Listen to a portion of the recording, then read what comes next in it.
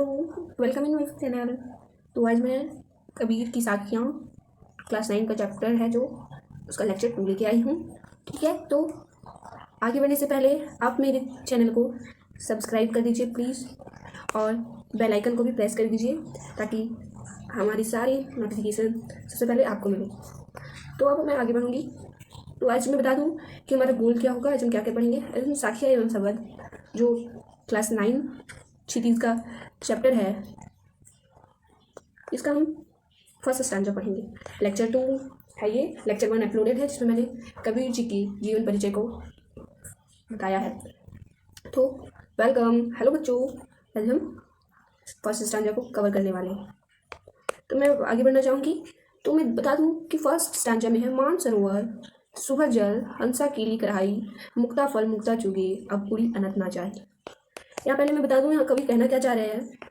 आप देख सकते हो मैंने लिखा है इस पंक्ति में कबीर मनुष्य की तुलना हंस से करते हुए कहते हैं कि जिस प्रकार मानसरोवर में हंस मोती चुगते हैं वे उसे छोड़ कहीं नहीं जाना चाहते, ठीक उसी प्रकार मनुष्य भी इस जीवन की माया जाल में बन जाते हैं और इसे ही सच्चाई मानने लगते हैं। तो यहाँ पर कबीरदास जी ने हंस की तुलना मनुष्यों से की है। आप सब देख सकते हो कि कबीरदास जी जो है वो हंस की तुलना मनुष्य से कर रहे हैं। कैसे कर रहे हैं वो मैं बताती हूँ। वो कहते हैं कि जिस प्रकार मानसरोवर में हंस मोती चुगते हैं। मानसरोवर एक ये झील है जो मेरे ख्याल से चाइना में है, चीन में है। वो उसे छोड़ कहीं नहीं जाना चाहते। वह उस जो सरोवर है उस सरोवर में ये इतना मग्न हो गए हैं मोती चुगने में कि उसे वो छोड़ना ही नहीं चाहते। तो वहाँ से अगर कह सकते हो तो कि वहाँ से हट जाओ तो वो नहीं जाना चाहते। उसी प्रकार मनुष्य भी इस जीवन की मायाजाल में बन जाते हैं और इसे ही सच्चाई मानने लगते हैं।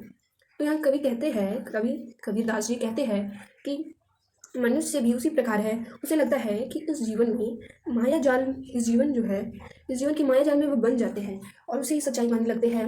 मीन्स जिस प्रकार यहाँ हंस मानसरोवर को ही बस सब कुछ मान रहे हैं कि उसके अलावा कुछ नहीं है, उसी तरह मनुष्य भी इस जीवन को ही सत्य मानने लगते हैं और वे भगवान की भक्ति के पास वो उन्हें पता भी नहीं है कि भगवान की भक्ति भी है, वो कहना चाह रहे हैं।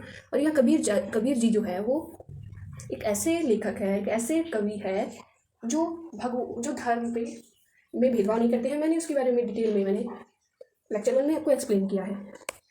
मैं आगे बढ़ना चाहूँगी। आगे मैंने नोट्स को रखा है। मैं नोट्स के माध्यम से आपको समझाऊंगी। जैसे मैंने यहाँ लिखा है मानसरोवर जाही। ये मानसरोवर डैश डैश डैश मैंने जाही इसलिए लिखा है क्योंकि नोट्स बनाने में ये ईजी होता है। ये नोट्स एक तरह का है, आप इसे अपने कॉपी में से बना भी सकते हो।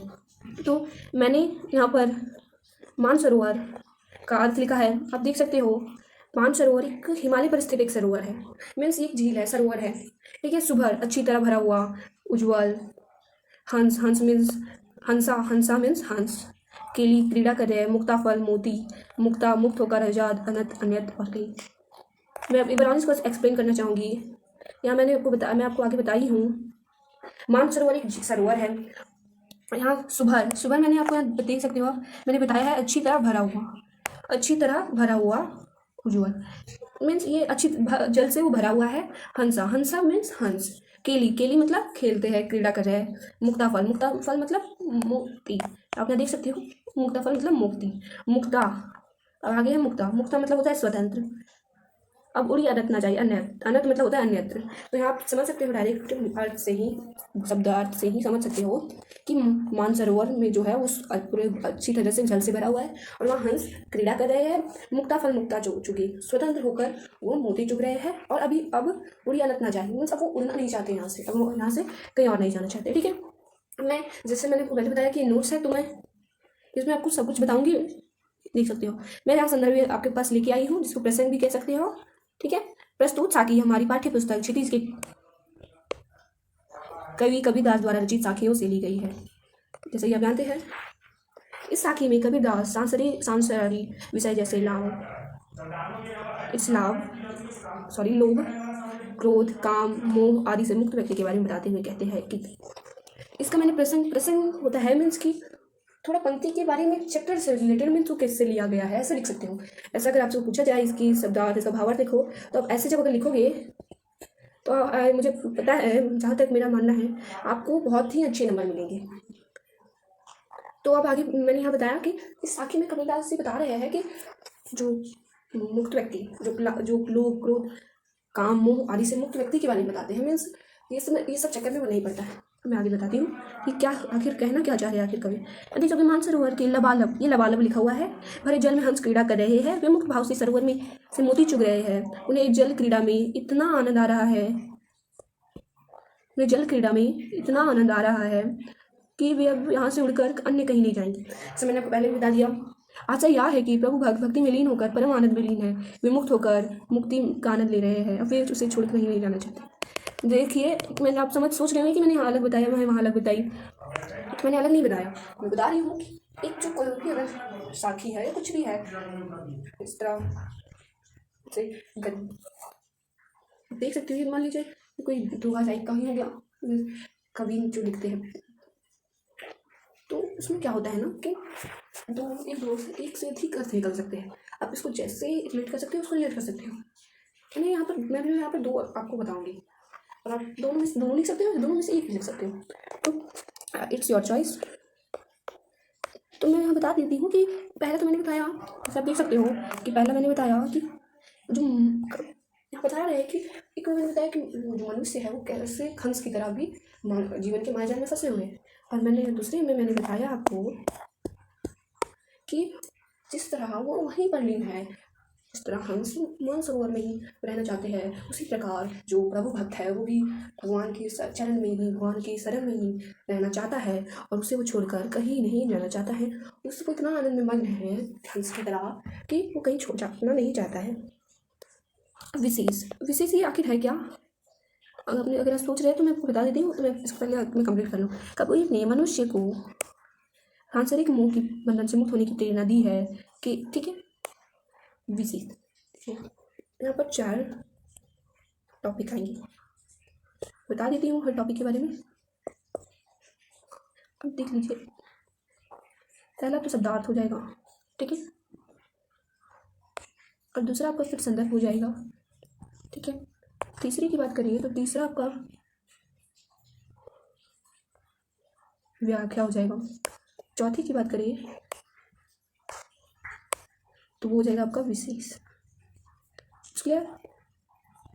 बता देती हूँ कि इसमें शब्दार्थ में आपको जो आप वर्ड को थोड़ा हार्ड लगता है उसको लिख सकते हो। संदर्भ में मैंने जैसे बता दिया कि आप लिख सकते हो कि साखी जो है या कोई भी कविता है तो उस स्टैंडा लिया कहाँ से गया है, लिख सकते हो, ठीक है। व्याख्या में वो कहना क्या चाह रहे हैं, साखी से अर्थ क्या निकल रहा है। और विशेष मतलब होता है कि छूट क्या गया। यस, कुछ अलंकार का भी मैं वीडियो बनाऊंगी, बट मैं इसको थोड़ा कंप्लीट कर लूँ।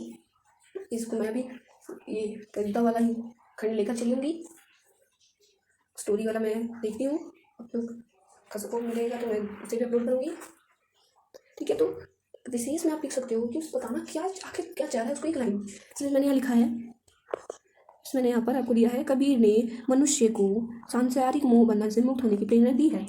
क्या कह रहा है कभी आप व्याख्या जैसा लिखोगे, आप जैसा पहला बार जो मैंने आपको फर्स्ट में बताया वैसा लिखोगे तो आप दूसरा लिखोगे, और मैंने सेकंड में जो बताया वो अगर लिखोगे तो ये लिख सकते हैं यहाँ पर कि सांसारिक जो मोह बंधन से मुक्त होने की प्रेरणा दी। हाँ वैसा, हाँ आप दोनों में लिख सकते हो। सांसारिक मोह मीन्स लोभ क्रोध मीन्स जीवन को मुक्त होने की क्या प्रेरणा दे रहे हैं कभी। और दूसरा देखेंगे केली कढ़ाई मुक्ता फल मुक्ता में अनुप्रास अलंकार है। जैसे मैंने आपको बताया कि अलंकार जैसे मुक्ता लिख सकते हो, तो यहाँ देख सकते हो मुक्ता फल मुक्ता अनुप्रास है, और मैंने एक और लिखा है, देख सकते हो केली कढ़ाई।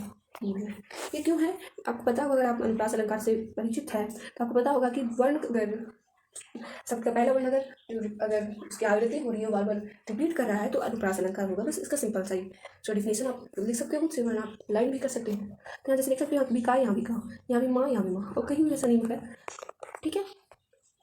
तो वही इसलिए अब आप यहाँ देख सकते हो, मैं इसलिए मैंने लिख दिया कि अनुप्रास अलंकार है, दूसरों के अलंकार है आप लिख सकते हो। जीव ब्रह्म के मिलन के आनंद का त्याग नहीं कर सकता है। मीन्स कि जीव या मनुष्य को कहा गया है, जीव मनुष्य जो है वो भगवान की इससे जो उसका मिलन है उसके आनंद को वो त्याग नहीं सकता है। मीन्स कि उसको कभी ऐसा नहीं हो सकता कि हमको नहीं मिलना है, वो चाहेगा ही, हर मनुष्य चाहता है कि वो अपने प्रभु का दर्शन करे। सदुकड़ी भाषा का प्रयोग किया है।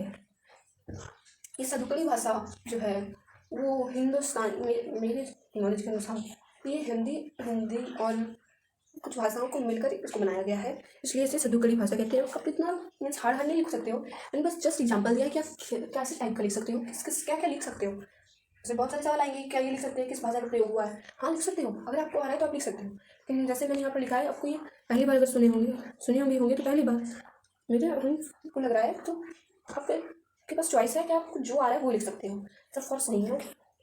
तो मैं आशा करती हूँ कि ये जो स्टांजा है, पहला स्टांजा, ये आपको बहुत ही क्लियरली समझ में आया होगा। एक बार और रिपीट करना चाहूँगी कि जो मानसरोवर में जिस प्रकार हंस मोती चुगने में लीन है, इनके अलावा कुछ दिख नहीं रहा है, स्वतंत्र होकर भी जिस प्रकार मोती चुग रहा है, उसी प्रकार मनुष्य भी भगवान की भक्ति में, प्रभु की भक्ति में लीन है। और हंस जिस प्रकार इसे छोड़कर कहीं नहीं जाना चाहते, अन्यत्र कहीं नहीं जाना चाहते, उसी प्रकार मनुष्य जो है वो भी प्रभु की भक्ति को छोड़कर कहीं नहीं जाना चाहते। ठीक है, तो दैट्स ऑल, थैंक यू। मुझे आशा है कि आपको मेरे जो आज जो स्टैंडर्ड को पढ़ाया बहुत अच्छे से क्लियर हो गया होगा। तो प्लीज़ हमारे चैनल को सब्सक्राइब कर दीजिए